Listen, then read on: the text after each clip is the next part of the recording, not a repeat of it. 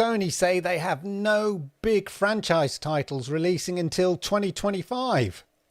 But Xbox say, don't worry, we've got a couple of titles we don't mind throwing your way. Oh yes, we're going to be discussing all the big gaming news. There is a ton of big, exciting gaming news. So why don't we crack on with it and hit the titles? It's the Monday Game Chat with your host, Clive Illenden.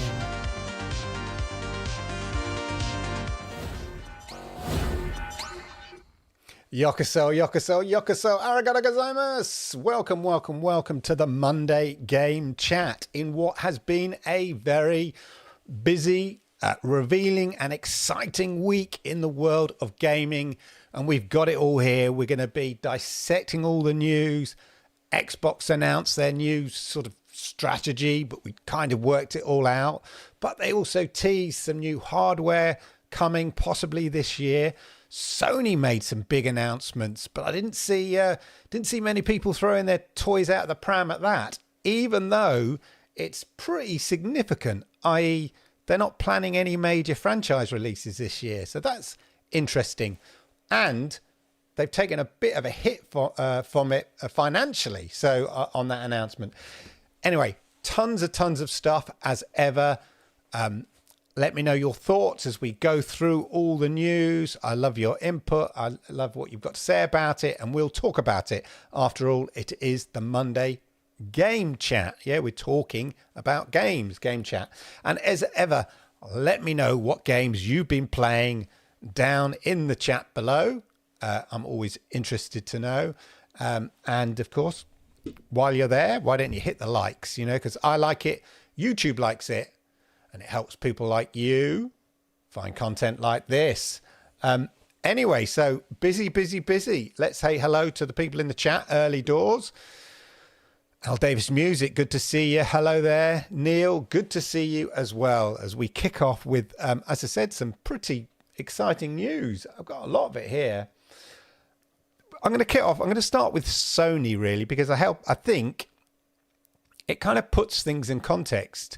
These big announcements that Xbox made are a reflection of a changing gaming market.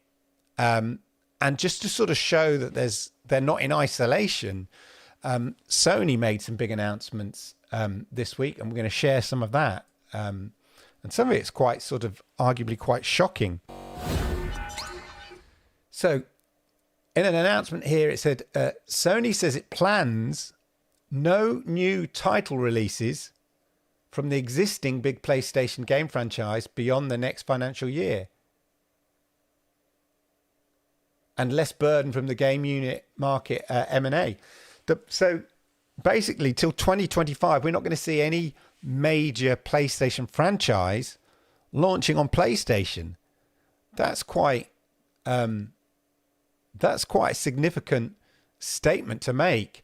And we can sort of dive a bit deeper into it. Here. So, regarding first-party software, we aim to continue to focus on producing high-quality works and developing live service games.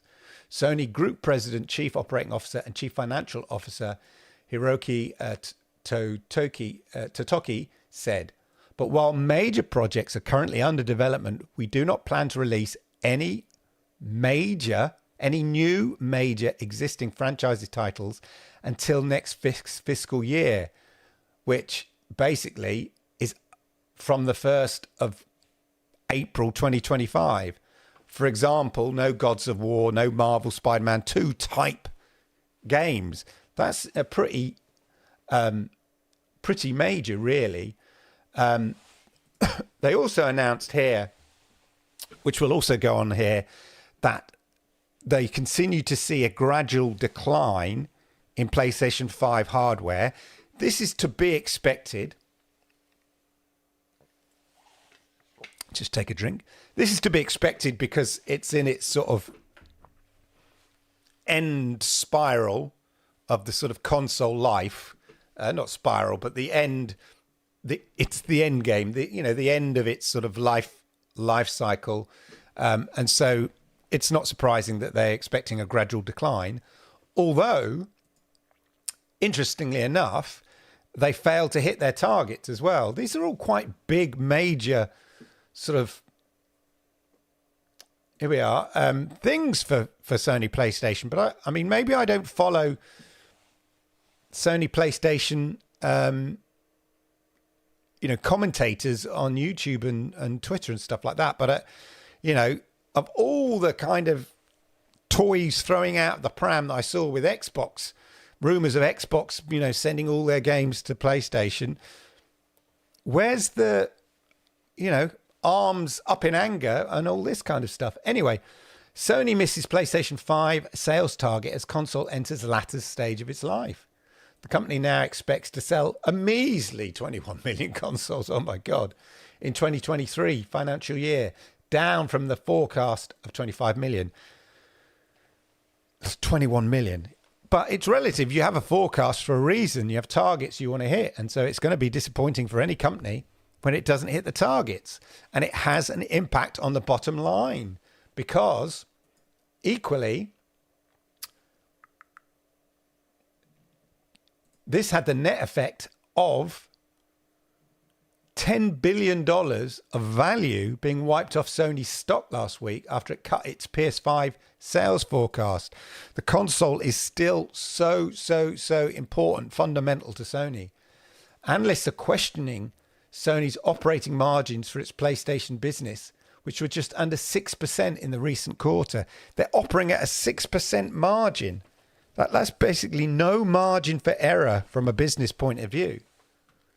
The latest quarter's single-digit margin for Sony is present despite various tailwinds that should have driven up the margins towards 20%, Goyal said, adding the situation is extremely disappointing. So that's why you're getting $10 billion wiped off Sony's stock. Let me know what you think in the comments down below. That's a hell of a hit to your stock. $10 billion. I mean,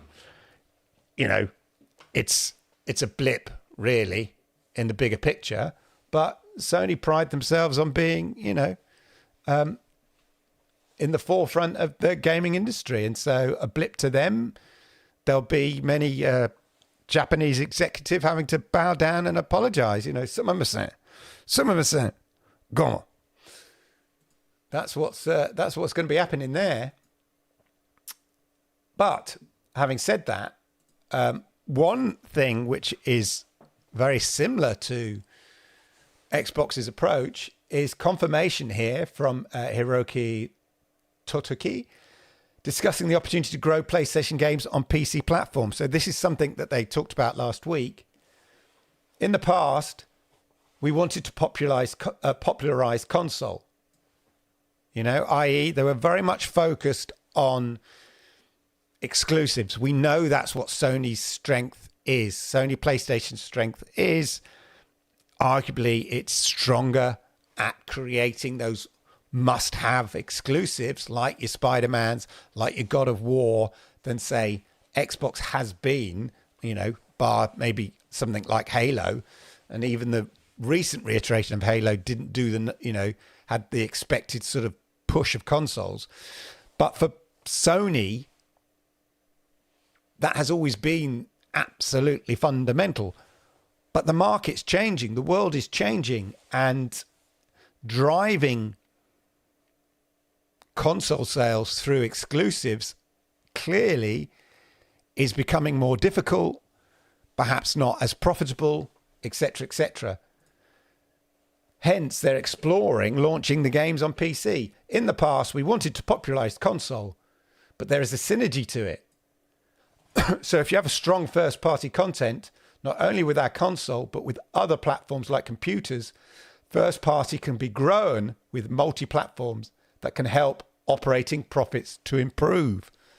Why would you, if you've got a game that is so popular, you have to do, as I talked about last week, do that equation in your head, not be blinded by what you've always done in the past, because that's the way you work. It's about operating profit. Is it worth not having, selling that game on PC? I mean, arguably it's still console exclusive. I saw somebody says, with Xbox, we'll just buy the game. People just buy the games for the PC. But what you forget is to have a gaming PC, even a low-end gaming PC, you've got to be spending $750 to $1,000 for a sort of a low-end-ish to mid-tier gaming PC. Not many people can't necessarily afford that. That's the appeal of consoles. Plus, you don't have to be, part of the PC master race. You just get your box, you put it under your TV, and, little Johnny, off you go. Consoles are an affordable way to have high-end gaming to a certain degree. Sure, it's not as high-end as you're going to get on your $2,000 gaming PC, but it's going to give you, you're going to have to spend nearly $1,000 on an equivalent PC. So you're not cannibalizing the console market by making your really exciting games available on PC, because those that want to play it on PC are PC gamers. They're not necessarily console gamers, as I've discussed. And I think this is becoming more and more the case. So you get games, like the Hell Drivers, whatever it's called, that do really, really well on PC, absolutely bombing it on Steam, doing really well, and obviously on PlayStation. So it makes sense. And that's why we're seeing that Sony are doing it and Xbox, looking at multi-platform stuff. And Sony's approach is much more cautious, and it's something we've seen before. So why not? Why not? Anyway, I just thought I'd share what we do on that. Just checking I've got all the PlayStation news there. So, of course, the big news last week is that Xbox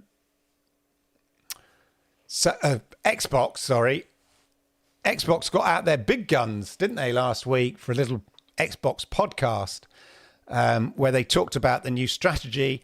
And basically the plan is, as rumoured, that they would be bringing 4 games to other consoles. Now, they haven't mentioned the other 4 games, but we're fairly certain what these games are going to be. And it's very much a trial. And not only that, Phil Spencer did an in-depth interview with Tom Warren, which clearly was on an embargo until they'd done their podcast,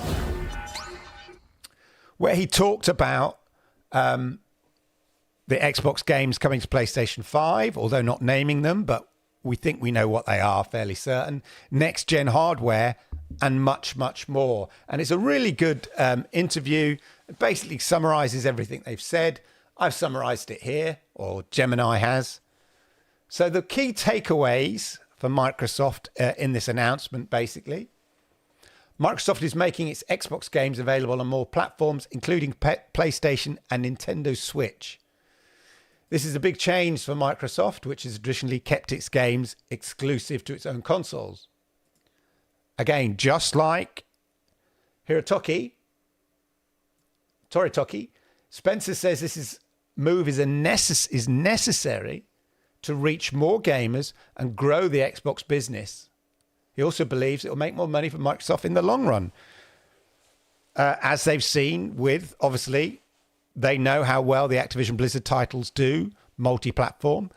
Minecraft, of course, multi-platform. Psychonauts, I think, went multi-platform. So they know how well they can do, and so they've come up with a sort of strategy which they can apply to games and say, does this game fit this strategy? Like a criteria. Does the game fit the criteria which makes sense for us to make it available on PlayStation 5 or Nintendo Switch or whatever?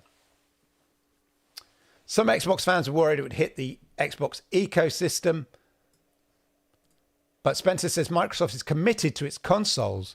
Now, it did this, and I think Sarah Bond teased this as well, saying that Microsoft is working on new hardware, which will be released later this year, and we'll come back to that. Will be released later this year. So if we look at the actual article, I think they have teased in the, not teased, it was in the FTC versus Microsoft papers, in the court papers, a leak of a sort of interim console, like an Xbox Series X 1.5. I think it was a little round thing, an interim console that would be released during the Xbox Series X cycle. Could it be this that they're talking about, or could it be a handheld? They tease about Microsoft is also interested in releasing a new Xbox handheld device, but no announcement yet. And Microsoft is also working on bringing Xbox Cloud Gaming to iOS devices. But, and here's a big but, and we'll come to this as a bit more later, Apple's current App Store policies, which basically is just being unhelpful to anybody who wants an app on their device. Go figure. Who'd have thunk it, Apple? Makes it really difficult. Anyway, so that's the summary, an outline of the key points of the Xbox strategy going forward. And what are the games, ladies and gentlemen? What are the games they're talking about? Well, they don't announce them yet because they are, I think they want the developers to announce it in good time. However, I think it's fairly certain that it will be Sea of Thieves, Grounded. So we'll look at those two first. So they are both good multiplayer games. Sea of Thieves, was the first major Xbox exclusive, Game Pass exclusive. When they launched Game Pass, it was the big exclusive they launched with. And it's all about multiplayers. It's all about, playing with other people, PvP, playing with your mates, whatever platform they're on. I mean, I'm presuming, they're factoring in crossplay. You have it with the PC and Xbox on Sea of Thieves. You can crossplay and have, join up your buddies and sail the seven seas, as it were, on Sea of Thieves. So we're fairly certain that it's that. And interestingly enough, I just find the tweet last week.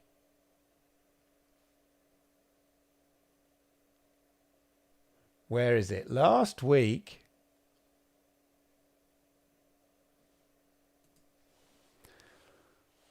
there was this tease from Sea of Thieves. Okay? Read what you want into this, considering the announcement that was, the rumours around Sea of Thieves. Rowboats, and it was on Valentine's, hence the Valentine's type poem. But let's look at this. Rowboats are red, and sometimes they're blue, other times they're green, occasionally they could be white. What's he talking about? Nintendo? Sony? Xbox? Wait, where are we going with this? Is this a little tease? A little naughty hint that Rare are well and truly working on the PlayStation and the Nintendo version of Sea of Thieves? Coincidence? You tell me. So, both Sea of Thieves and Grounded, good multiplayer games, service sort of games as well, adding new content all the time, play with your mates and all of that. So could it be that those are the titles that are coming? It's fairly certain that they are rumored to be the titles. Now, the other ones are much smaller, but interesting, quirky indie games. And that's probably the criteria that they have. And it's Penitent,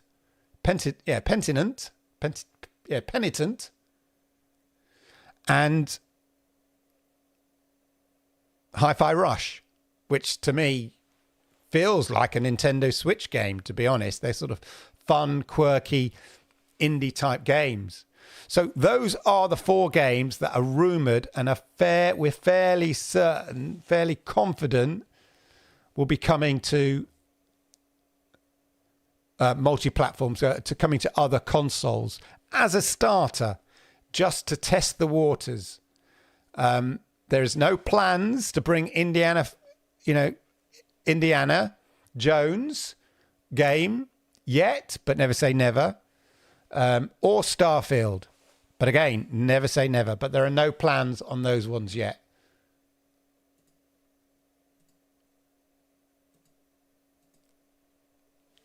Anyway, so talking on iOS,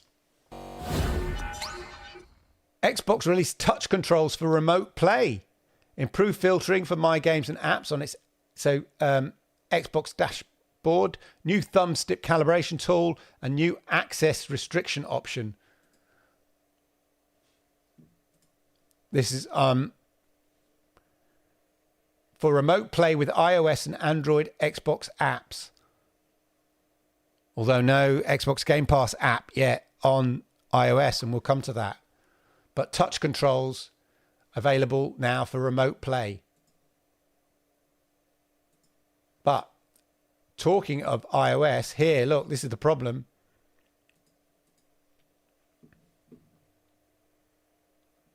No Xbox Cloud Gaming app on iOS worldwide. No Xbox Cloud Gaming web app. So there's not even a web app on iOS for the EU. All because of Apple's decisions.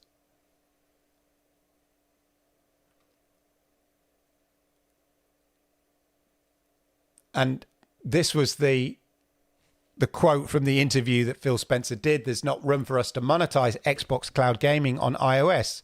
I think the proposal that Apple put forward, and I thought Sarah Bond's comments on this were right on, doesn't go far enough to open up. In fact, you might even say they go the opposite direction in some way.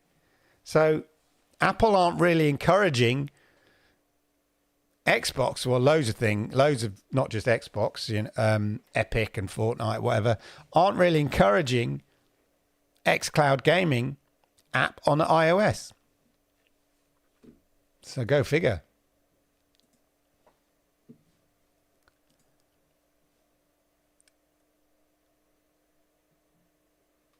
In terms of the next gen, Microsoft making bold claims here that the next gen Xbox that delivers, it will be the largest technical leap you'll ever seen in a hardware generation.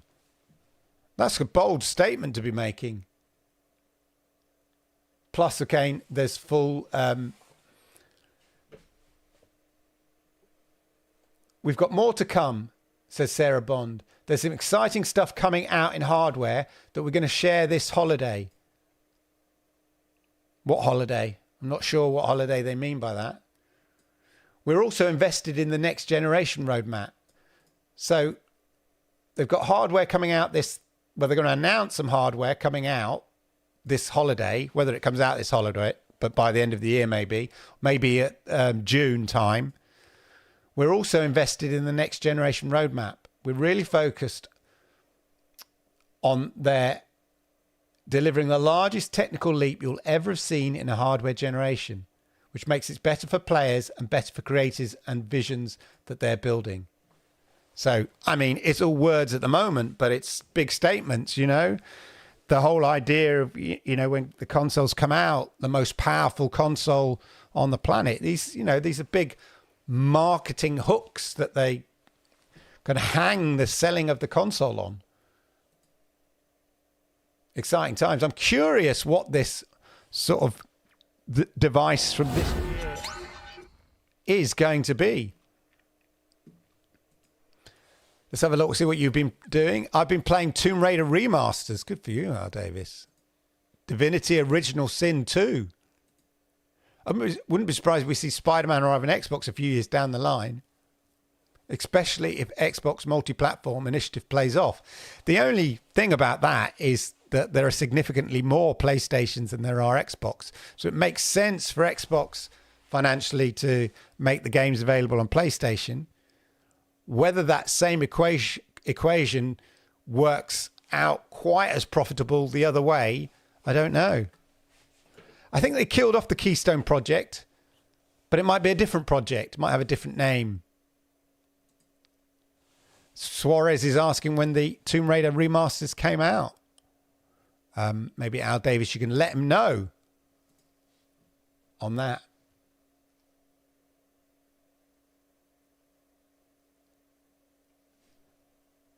And we've got a big announcement as well in terms of games coming to Xbox Game Pass in March, which is what? A couple of weeks, less than a couple of weeks away. Well, we don't know exactly when in March, but Diablo 4 is coming to Xbox Game Pass in March. The first Activision Blizzard game to arrive on Game Pass post-acquisition. So that's significant. This is the plan. And it is planned to bring the next Call of Duty straight to Game Pass as well. I know a lot of people don't think that's going to happen, but I think that is the plan. I think I've read somewhere that is certainly the plan. Anyway, the point is, Diablo 4 is coming to Xbox Game Pass in March. Interestingly enough, though, because of the cloud arrangement that Xbox has entered into because of the UK CMA and partly the EU, at the moment, it's not going to be on xCloud. At the moment, i.e. they can't automatically announce it's coming to console, Xbox console, the Xbox PC game store and cloud. They can't automatically announce the cloud element of that because of the commitment it made, because remember, Activision Blizzard own the rights or have the license for the cloud gaming rights in the game. So Xbox have got to agree. Ubisoft. Ubisoft have the cloud, Ubisoft have the cloud gaming rights for the Activision Blizzard titles and the Xbox titles. So Xbox have got to agree with Ubisoft that they can release their Xbox title on xCloud. So that's why I don't think it's been announced yet. I have some people saying, oh, it won't be for cloud. I think it will see it on cloud. But there's a sort of a lag between the announcement that Xbox can make and the deals that they got to do for their own Xbox titles on cloud. Yeah.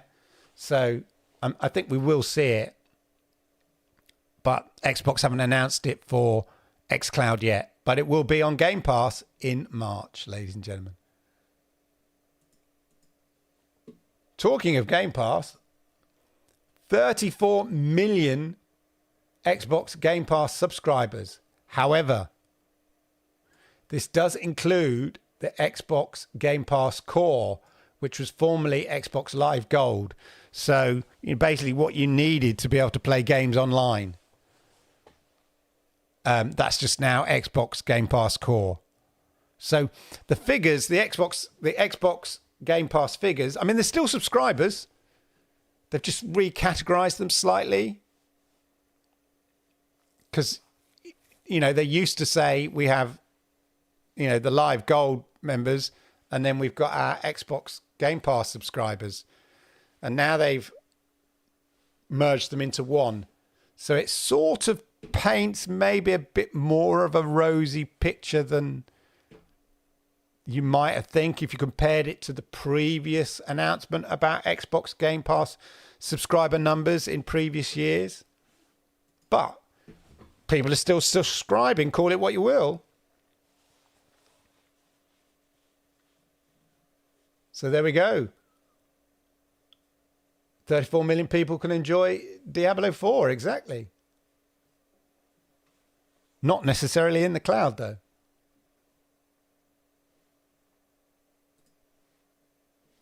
There you go.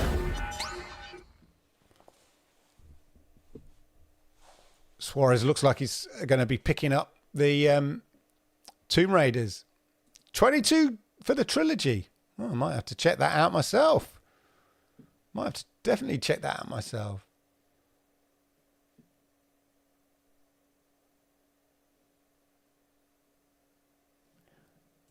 Talking of actually, if Sea of Thieves, I forgot to mention this. I love this meme here as a Sea of Thieves man.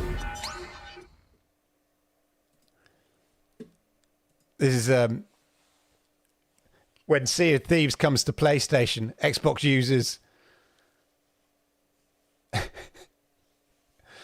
PC gamers.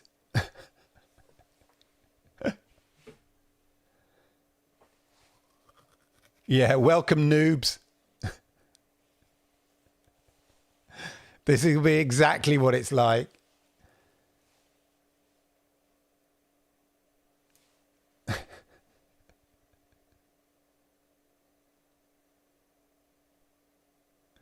Yeah, funny.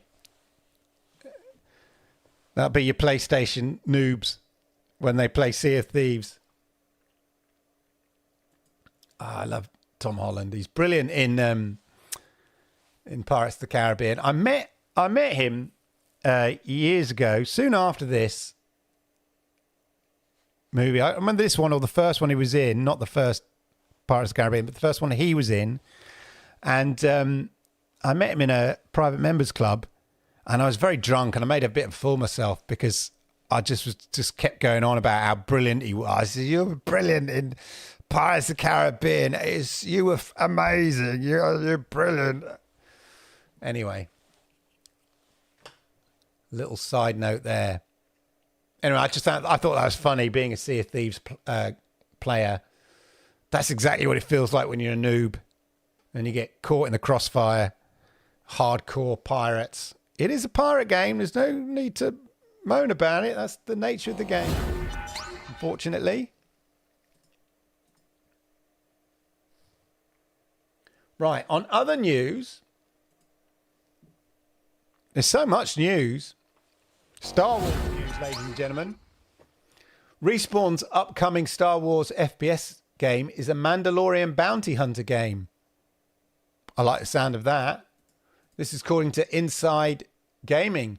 Respawn is developing a first-person Star Wars Mandalorian game. First person, like it. Insider Gaming sources have revealed Respawn Entertainment is developing a first-person Star Wars Mandalorian game that's in its very early stages of development. According to the sources, the game will see the player take control of a Mandalorian bounty hunter. Unclear who. Well, you'll probably be able to select and design your character. So it will be a Mandalorian, and you'll just design the look of the character, no doubt. Set during the time when the Galactic Empire is dominating across the galaxy. It's your job as a bounty hunter to capture bounties, dead or alive, for cash rewards.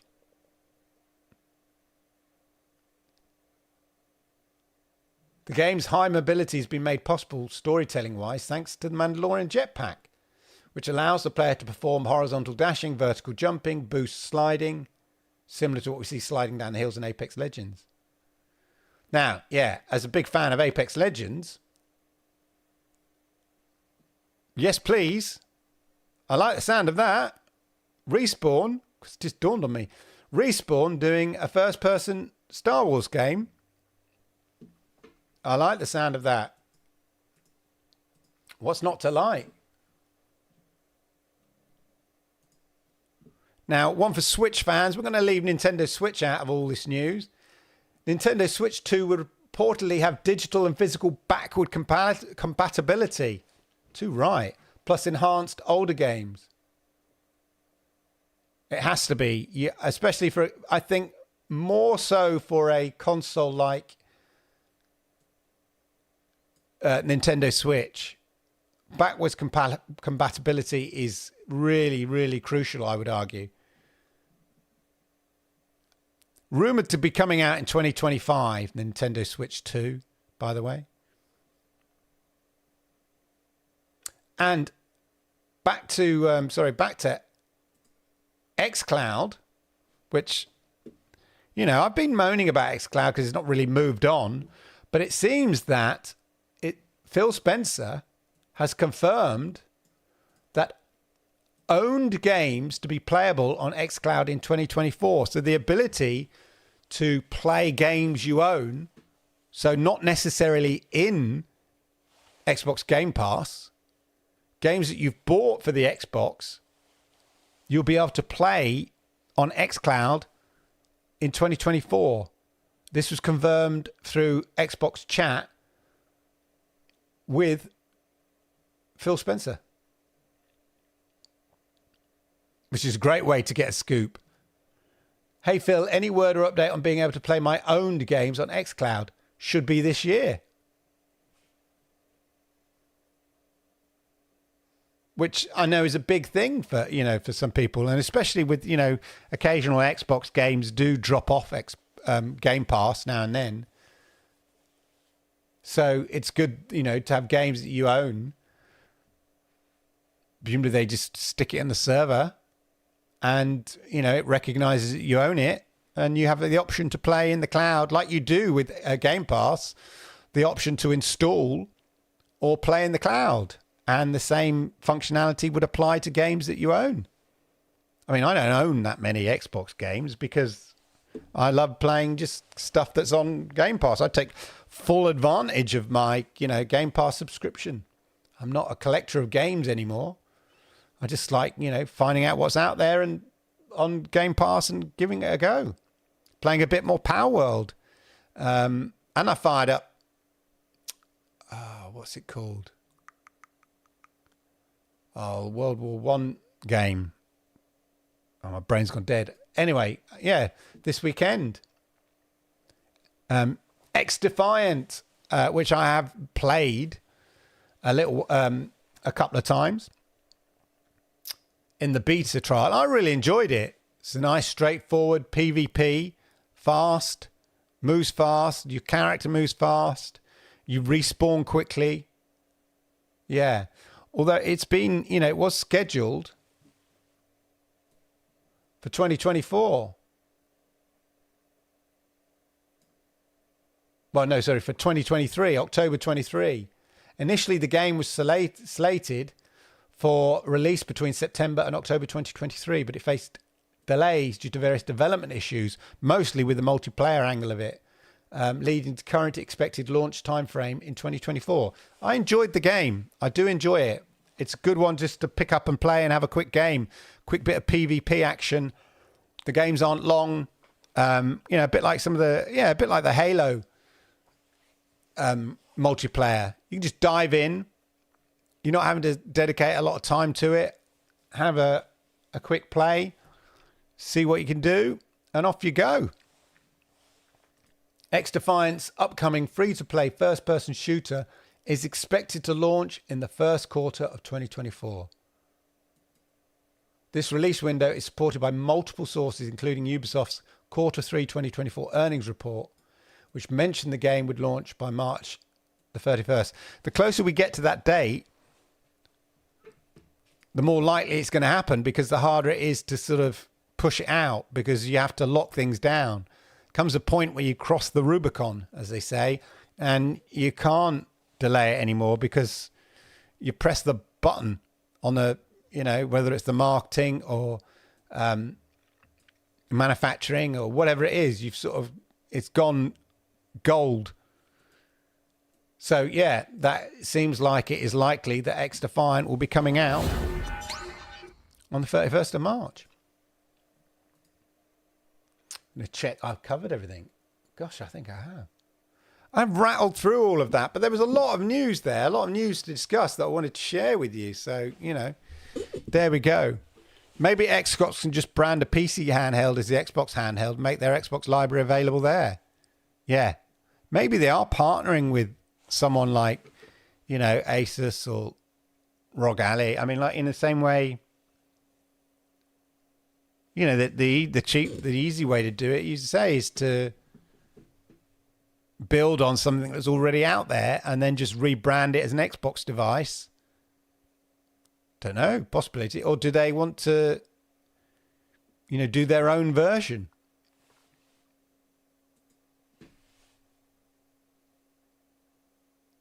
I think this is why Phil wants monetization freedom on iOS. Exactly. So people can buy games via the iOS, and play straight away via the cloud. Well, also, it means that they have to give a share of their subscription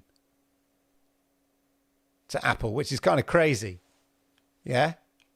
Apple doesn't make a distinction. That was whole Fortnite's issue with Apple, is that every time, somebody buys in-game currency on Fortnite or whatever, buys a new weapon or buys a new skin on Fortnite, if they do it through, the iOS version of Fortnite, they have to pay Apple a share of it. It's like, what? Like, we don't mind paying you a share every time somebody buys a game or something like that, but like the in-game stuff, or again with Xbox, having to share a bit of the subscription if people play, xCloud on iOS, that's just greedy. It's just greedy, man. You built a platform to make things available to as many people as possible, so yeah. Greed. That's what that is.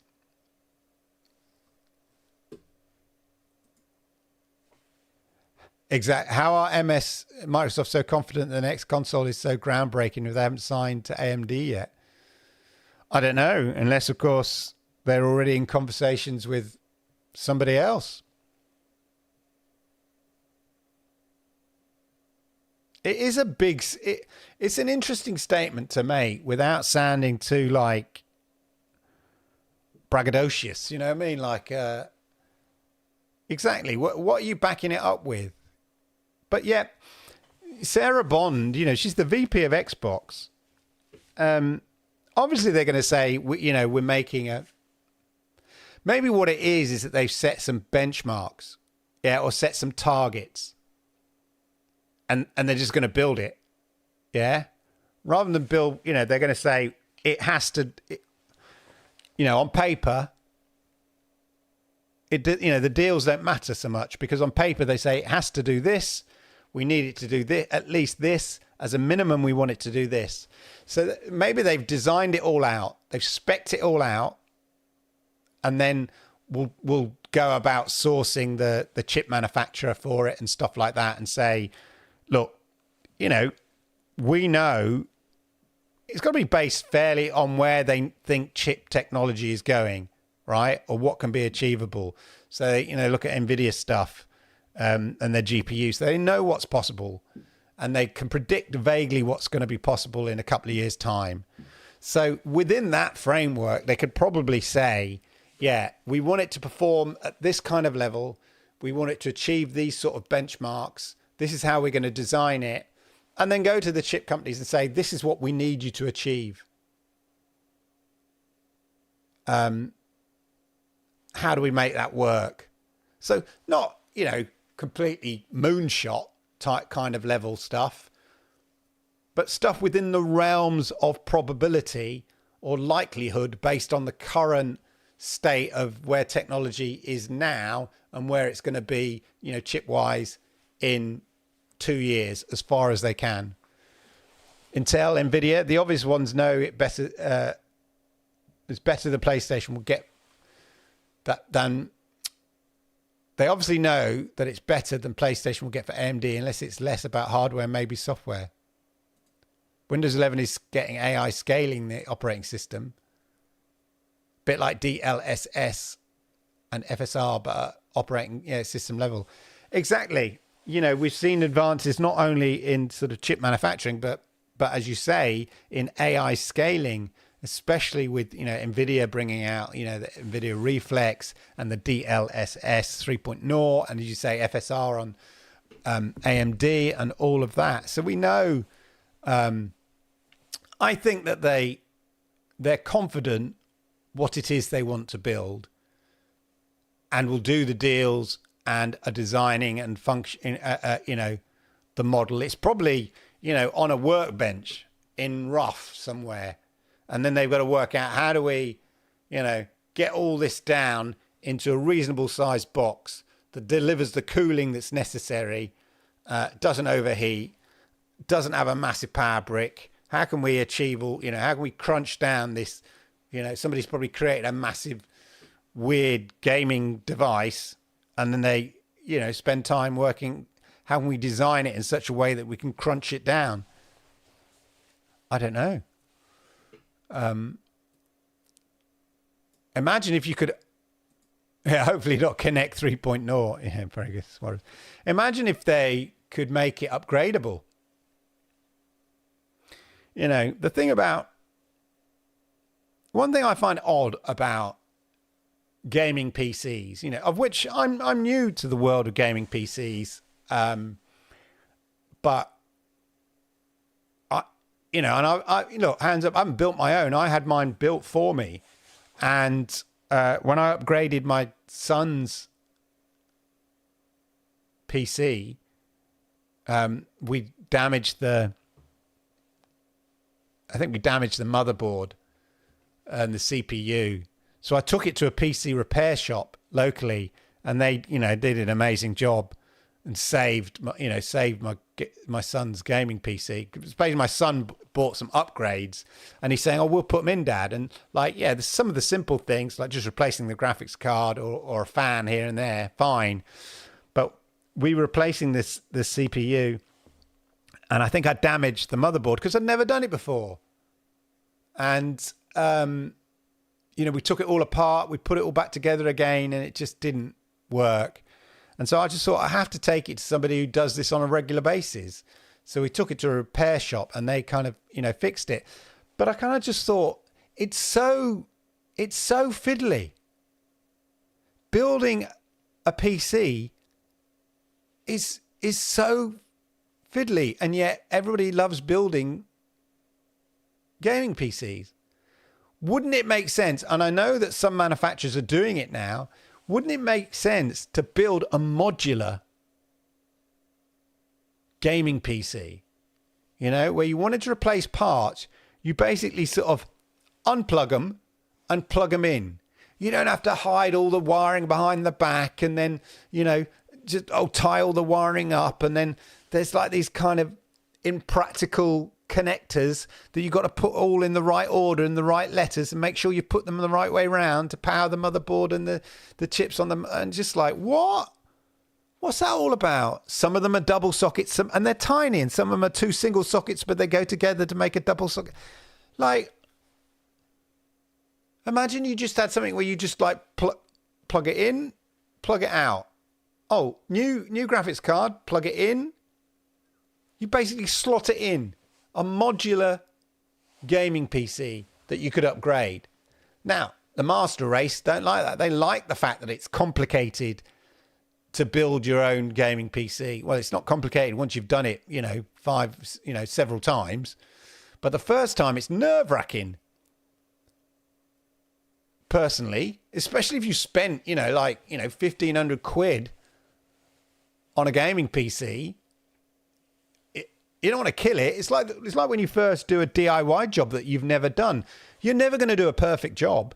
You get in a tradesperson and say, "Can you do this DIY job that they've done a million times?" They're like, "Yeah, sure." Done. And you're like, "What?" And when I'm doing it, I'm like, the first time, but you do it a few times. Those of us that have had to do DIY stuff with their other half giving you in the neck because you messed it up, it's like, yeah, it's the first time I've ever done it. Like the next time, I'll be really good at it. I remember rewiring something. The first few things are easy. A single socket, easy. Come to a double socket that's operated, on the landing and on the hallway. It's like, none of it makes sense. Especially if it's been wired up slightly, not wrong, but not very clearly by the previous electrician, and it's your first job. But the trouble is, when you're in your house, it's often your house you're experimenting with. You're doing it for the first time. You're going to make mistakes. And then you're going to get it in the neck. Oh, you're hopeless. It's the first time I've ever done it. But anyway, imagine Xbox bought out a modular gaming console that you could upgrade. Yeah? Just by, as easy as getting like a Seagate drive now. You basically slot it out, slot it in. And then you had the option to expand. Like you now, at the moment, you think about it, you have the option to expand the memory. Imagine if you had the option to expand the GPU or something. Just by slotting it out, slotting it in a nice modular way. Modular like the 32X for the Mega Drive. They were the days of Daytona USA. Was that to do with the cartridge? I saw an interesting video about the cartridges. Why the Nintendo, and maybe on the Mega Drive as well, but the first Nintendo system that was the Famicom in Japan, but it was Nintendo NES, the NES system or whatever it was in the US. Why the cartridges were so big? They were like, let's use this leaflet here. They were about this big, the cartridges, and you slotted them in. But the actual game was on a piece of circuit board about that wide. And yet the whole cartridge was about that big. And there are a number of reasons for it, is because it made it easier to slot it in, and that's what people were used to. B, when you put it on a box, on a shelf, it allows you to sort of put a bigger box. Plus, all this empty space inside the cartridge, you could increase the ROM, the ROM thing that was in there. The circuit board, make it larger and have more stuff on it. Anyway, it's just very interesting that, inside the cartridges were much bigger than were necessary, but part of it was purely expectation of design, being able to push it in, not fiddle about with the tiny little strip. You imagine like the size of a strip of chewing gum, whatever, and you're having to slot it in. It's much easier to slot in, a cartridge. People are more used to that, and so the cartridge was much bigger than was actually necessary for the slice of circuit board which had the ROM, the game on it. Anyway, there you go. Just thought I'd share that with you. You learn everything on this show, mate. Not mucking about.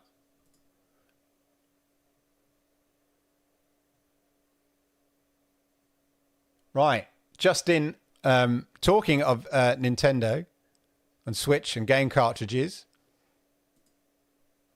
Nintendo Direct partnership. So this was meant to be, the Nintendo Direct partnership was announced on for the 15th of February, the same time as the Xbox podcast about Xbox's new strategy. Well, it seems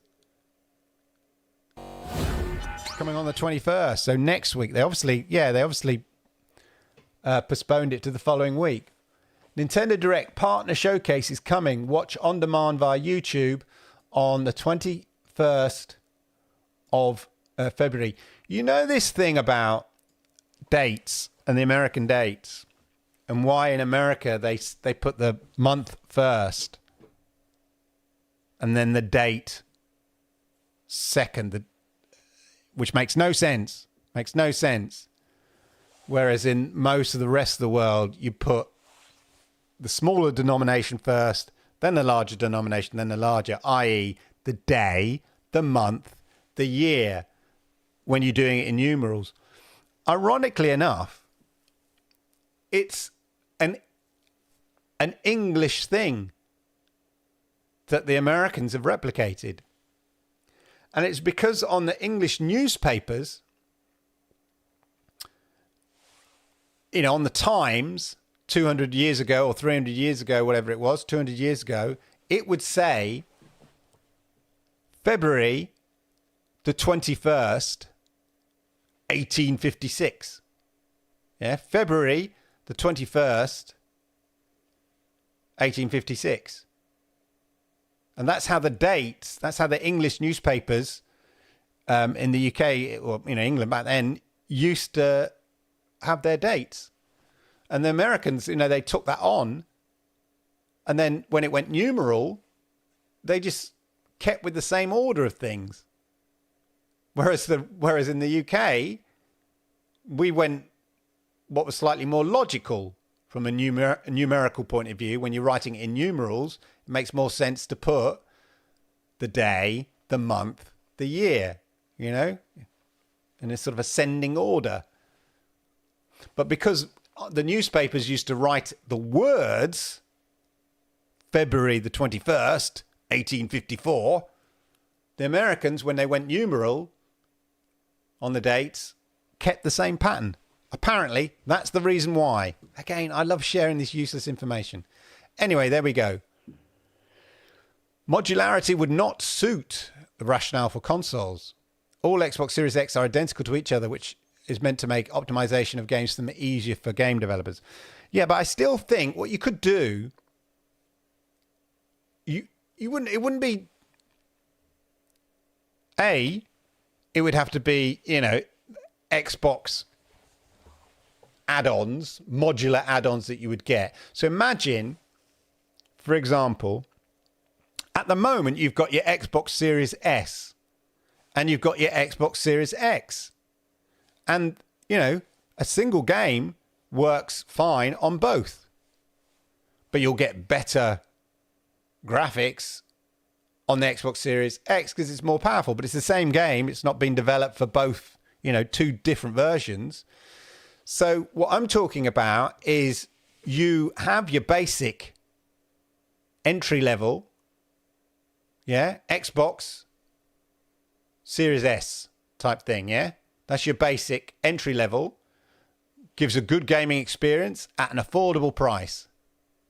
But later you want to upgrade. But you don't necessarily want to kick out your Xbox Series S. So you buy a module that will upgrade it effectively to an Xbox Series X type level equivalent. That makes sense. So you're not, upgrading every little bit of it, but just one or two key factors. Upgrade the memory, upgrade the sort of GPU or whatever, in a way that means in the same way PC, you just make one version of the game and it works across the two different models. I don't know. Maybe, they always think that what happens is people buy an Xbox Series S. I think I did because it was so, it was an affordable price. And then later I thought, what, I want an Xbox Series X, so I'll just give that to my son, the Xbox Series S to my son. Maybe that's what they think. Little Johnny or little Mary gets the Xbox Series S as, dad or mum or big brother or big sister upgrade to the Xbox Series X. I don't know. Maybe there's money in that.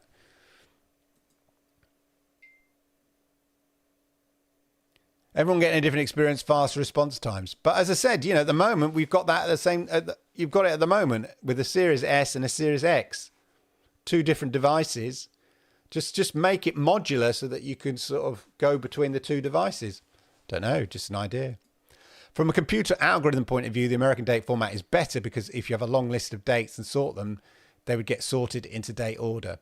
Yeah, fair enough. But they weren't doing it. They started doing it pre-computer sorting, put it that way, didn't they? But anyway, I always wondered why the Americans were different, and it turns out that they were basically just replicating the way that the UK did their dates, but in written form, and that's why. So there we go. And on that useless information date bombshell, ladies and gentlemen, where's the chat gone away there? Anyway, that's it. It's been an absolutely packed show. A shame there wasn't that many people here today to get all this amazing information. So hopefully people are watching on catch up, and that's all right. All I ask is that you hit the likes, because I like it, YouTube likes it, and it helps people find content like this. Really good content that's packed to the rim full of gaming news and useless information as ever, courtesy of moi. And if you are new to my channel, then do me the great honor, please hit that subscribe button, toggle that notification bell. That way you'll know when I go live every Monday, 10 p.m. UK time. And of course, don't forget, Halo hit GeForce Now. What games will be hitting GeForce Now this week? Find out on this very channel, 2 p.m. Thursday, 2 p.m. UK time, Thursday, with the GeForce Now news. And on that note, I'll see you same time, same place next week. Have a good gaming week. Thank you. Thanks for watching the Monday Game Chat with your host, Clive Illenden. Don't forget to hit the likes, subscribe, and consider becoming a member. Hit the join button today.